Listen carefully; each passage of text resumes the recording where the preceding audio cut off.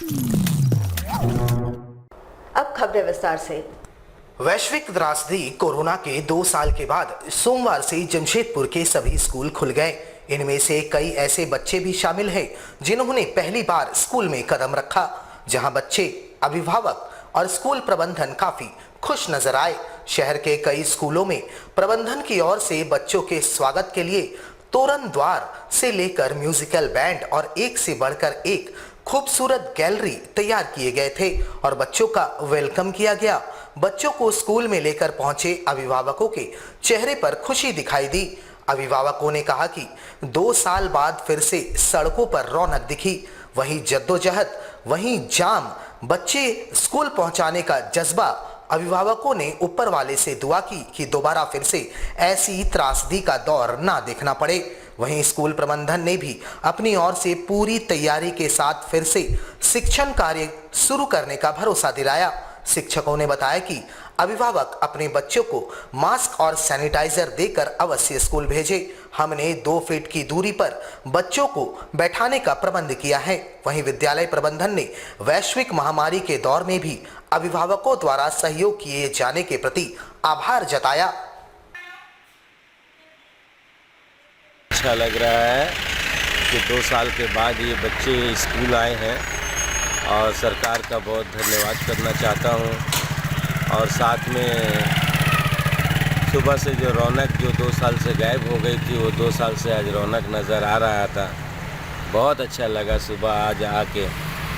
छोटे बच्चों का भी स्कूल क्योंकि खुल गया है, सारे बच्चे आने लगे हैं, तो काफ़ी जाम भी लगा हुआ था। ये जो नज़ारा 2 साल पहले देखने को मिला था, वही नज़ारा फिर से रिपीट हुआ है और ऊपर वाला चाहेगा तो ये चीज़ कंटिन्यू रहेगा। ऐसा है कि बहुत दिनों के बाद जब बच्चे यहाँ आ रहे हैं स्कूल में, बहुत खाली सा लग रहा था स्कूल, आज बहुत अच्छा भरा लग रहा है और स्कूल में पुख्ता इंतज़ाम किए गए हैं और बच्चों को ये बोला गया है कि दूरी बनाए रखें। वो इस चीज़ का भी इंतज़ाम है कि बच्चे कम से कम 2 फुट की दूरी में या कम से कम 1 फीट की दूरी में बैठेंगे और सैनिटाइज़र का इस्तेमाल हमेशा करेंगे, हैंड वॉश करते रहेंगे। उनको ब्रेक भी दिया जाएगा बीच में, क्लासेस के बीच में। और चॉकअप किया गया है ताकि बच्चों को किस तरह की कोई प्रॉब्लम ना हो। जमशेदपुर के बागबेड़ा वृहद ग्रामीण जलापूर्ति योजना के अधर में लटक जाने के बाद अब ग्रामीणों ने हर घर पानी मिले इस मांग को लेकर बागबेड़ा से दिल्ली के लिए 93 दिनों की पदयात्रा शुरू की है, जहां ग्रामीणों का 21 सदस्यीय जत्था बागबेड़ा हरहरगुट्टू काली मंदिर से दिल्ली के लिए कूच कर गया। बागबेड़ा व आसपास के ग्रामीण इलाकों में हर घर में पानी मिले, इसके लिए लगातार ग्रामीणों का आंदोलन को देखते हुए बागबेड़ा वृहद ग्रामीण जलापूर्ति योजना की आधारशिला वर्ष 2015 में तत्कालीन मुख्यमंत्री रघुवर दास के द्वारा रखी गई थी। इस योजना को 2018 तक पूरा हो जाना था। 237 करोड़ की लागत से इस योजना की शुरुआत हुई। 211 करोड़ रुपए खर्च हो जाने के बावजूद 2022 तक यह योजना धरातल में नहीं उतर पाई। इसके लिए पंचायत प्रतिनिधियों के साथ साथ आम लोगों ने सैकड़ों बार आंदोलन किया, पर निष्कर्ष शून्य निकला और क्षेत्र में जल संकट लगातार गहराता चला जा रहा है। इस योजना के तहत बने फिल्टर प्लांट का भवन जर्जर होता जा रहा है। बड़ौदा घाट नदी में पाइपलाइन बिछाने के लिए बनाए गए 2 पाया पानी में बह चुका है। स्थिति भयावह होते देख एक बार फिर से संपूर्ण घाघीडीह विकास समिति बागबेड़ा महानगर विकास समिति द्वारा आंदोलन का रुख इख्तियार करते हुए हर घर पानी मिले इस मांग को लेकर बागबेड़ा हरहरगुट्टू काली मंदिर से दिल्ली तक के लिए पैदल यात्रा शुरू कर दी गई। जारी रहेगा और जिस तरह से 2005 से क्रमबद्ध हम लोगों ने आंदोलन किया है, उसी प्रकार से ये भी एक आंदोलन का कड़ी है। हम लोगों ने 6 बार विधानसभा गिराव किया है, 2 बार राजभवन का गिराव किया है, 1 बार जमशेदपुर से रांची तक पदयात्रा करके इस योजना को उतारने का कार्य किया है। झारखंड के पूर्व मुख्यमंत्री रघुवर दास जी के द्वारा इसका शिलान्यास भी हुआ, लेकिन आज तक पानी नहीं मिला।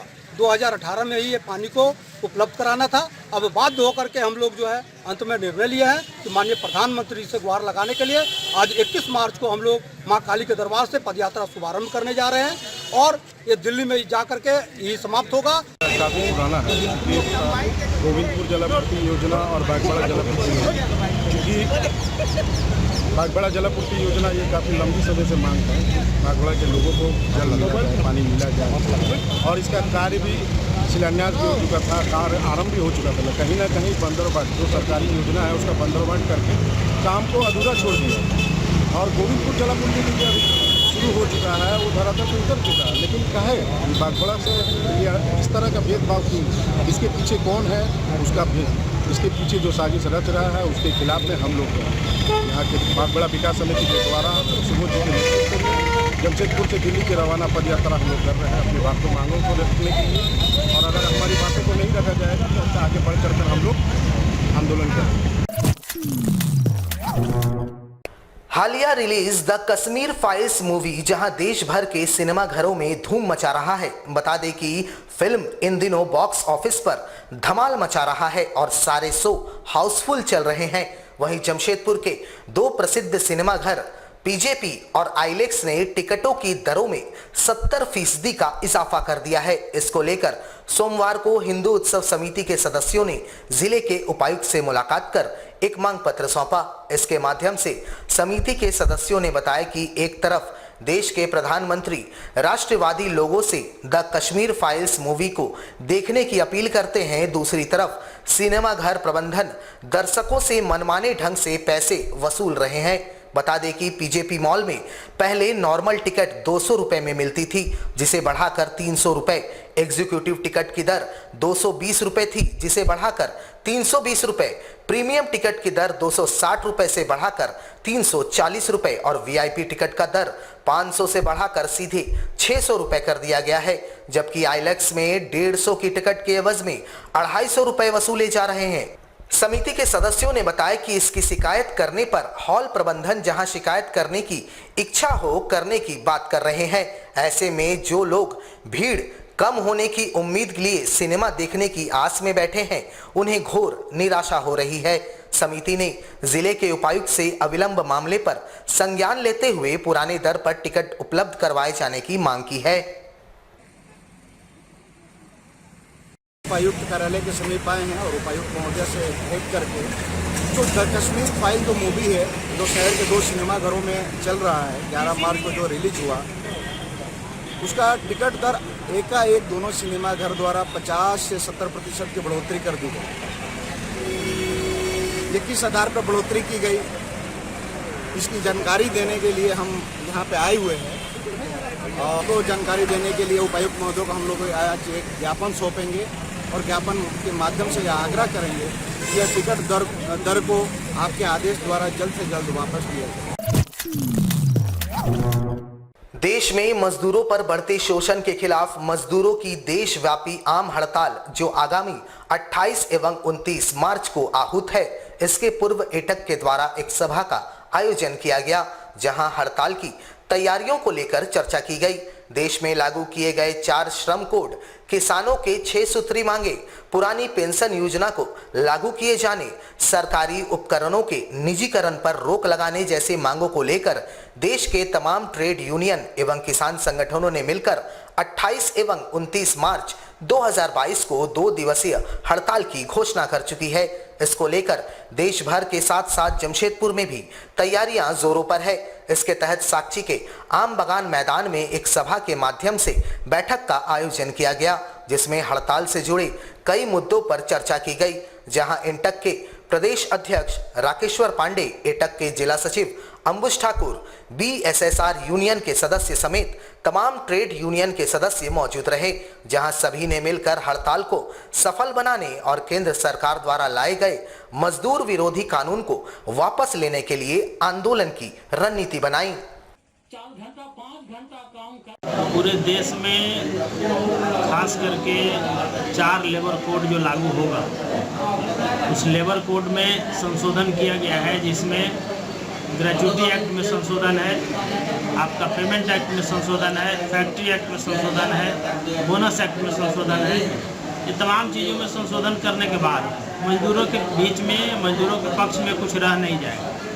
मजदूर एक तरह से समझ लीजिए कि गुलाम बन जाएंगे और उसमें मालिक की मनमानी बढ़ जाएगी। मालिक पर डिपेंड करेगा कि कितना तारीख को वेतन भुगतान करेगा, कितना आदमी को रखेगा, कितना आदमी को नहीं रखेगा।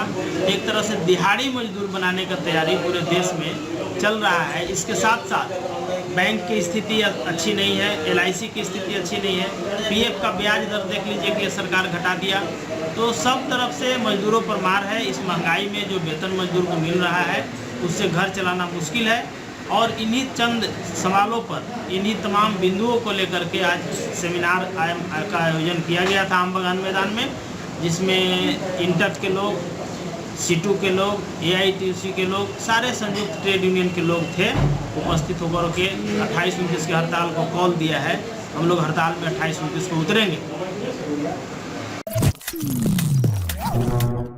जमशेदपुर में कोरोना काल के दौरान तमाम चेक पोस्ट पर कोरोना जांच के कार्य कर चुके आउटसोर्सिंग कर्मचारियों का 3 महीनों का वेतन लंबित पड़ा है।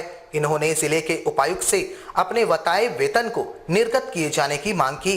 कर्मचारियों के अनुसार ऐसे 45 आउटसोर्सिंग कर्मचारी इस कार्य में जुटे थे, जिन्होंने रेलवे स्टेशन, बस अड्डा समेत तमाम अलग अलग चेक पोस्ट पर अपनी ड्यूटी की थी, लेकिन इनके 3 माह का वेतन अब भी लंबित है।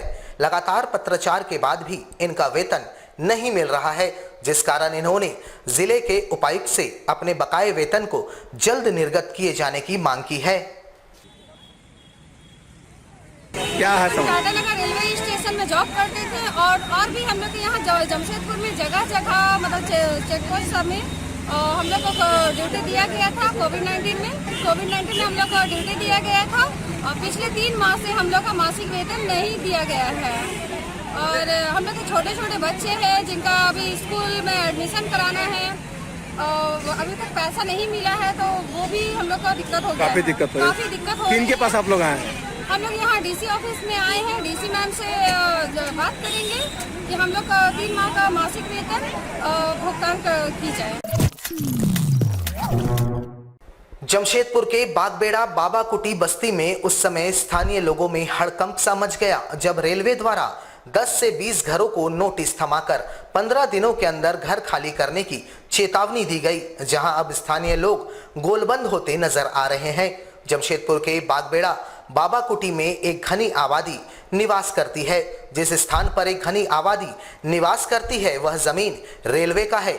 रेलवे द्वारा बाबा कुटी क्षेत्र में 10 से 20 घरों में नोटिस चिपकाकर जल्द से जल्द घर को खाली करने का निर्देश दे दिया गया है। रेलवे द्वारा इस कार्रवाई से स्थानीय लोगों में हड़कंप मच गया है। इसको लेकर स्थानीय लोग अब गोलबंद होते नजर आ रहे हैं। स्थानीय लोगों का आरोप है कि पूर्वजों के समय से वे सभी बाबा कुटी में निवास कर रहे हैं। अब अचानक से रेलवे द्वारा नोटिस चिपकाकर घर खाली करने को कहा जा रहा है। ऐसे में ये सभी जाएं तो कहां जाएं? उन्होंने कहा कि यह जमीन रेलवे के अधीन नहीं बल्कि बाढ़ ग्रसित क्षेत्र में है, जिस पर रेलवे का कोई अधिकार नहीं है। बाढ़ के समय सारे लोग अपनी परेशानियों को स्वयं झेलते हैं, खतरा मोल लेते हैं और उस स्थान पर निवास करते हैं, और अचानक से रेलवे द्वारा खाली करने का फरमान जारी कर दिया गया है। दबी जुबान में उनके द्वारा आंदोलन की भी चेतावनी दी गई। हुई है जाके का एक नोटिस चिपका दिया है ना, और बोला गया है जो घर खाली कीजिए 10 दिन के अंदर में। रेलवे लैंड डिपार्टमेंट हम लोग 1971 से रह रहे हैं यहाँ पर, और ये जो जमीन है सब बाढ़ क्षेत्र में है, यहाँ से लेके वहाँ तक। ये जो जमीन है वो बाढ़ क्षेत्र में आ रहा है ना, उसका कोई हक नहीं है। इस पर करेंगे जो होगा से अब देखा जाएगा, अब उसको क्या करेंगे सब। जमशेदपुर के परसुडी स्थित संत रोबर्ट विद्यालय के पुराने छात्रों के द्वारा रीयूनियन का आयोजन किया गया, जहां सभी ने इकट्ठा होकर अपने पुराने यादों को ताजा किया। गौरतलब हो कि वर्ष 1994 से लेकर वर्ष 2006 तक के जो छात्र इस स्कूल से पास आउट हो चुके हैं, उनके द्वारा इस रीयूनियन का आयोजन किया गया। यहां से पास आउट छात्रों में आज कोई डॉक्टर, कोई इंजीनियर और कोई प्रशासनिक पदों पर सुशोभित हैं और अपने अपने स्तर से समाज को अपनी सेवा दे रहे हैं। ऐसे में वर्षों बाद इस रीयूनियन में सभी ने एक दूसरे से मुलाकात की। वर्षों बाद सभी एक दूसरे से मिलकर भावुक दिखे और अपने पुराने शिक्षकों के प्रति आभार भी व्यक्त किया। करीब 28 साल के बाद हमने सबसे मिलना जुलना हुआ और बहुत ही गौरवान्वित महसूस कर रही हूँ मैं। और बहुत ही मतलब इमोशनल फील कर रही हूँ कि हाँ इतने दिनों के बाद सबसे मिली हूँ। सब अलग अलग मुकाम पे पहुँच चुके हैं यहाँ से पढ़ने के बाद। कोई डॉक्टर बन गया, कोई इंजीनियर बन गया, मैं खुद हेल्थ केयर रिसर्च में चली गई हूँ। मैं अभी दिल्ली में पोस्टेड हूँ और स्पेशली इसी फंक्शन को अटेंड करने के लिए यहाँ पे आई हूँ। And I am really thankful to all our teachers and all the students जो मेरे पुराने बैचमेट्स हैं, जो मेरे जूनियर्स भी हैं। तो really feeling very very happy. आज के लिए बस इतना ही। कल आपसे फिर मुखातिब होंगे कुछ नई खबरों के साथ। तब तक के लिए AMG न्यूज़ की पूरी टीम को दीजिए इजाजत। नमस्कार।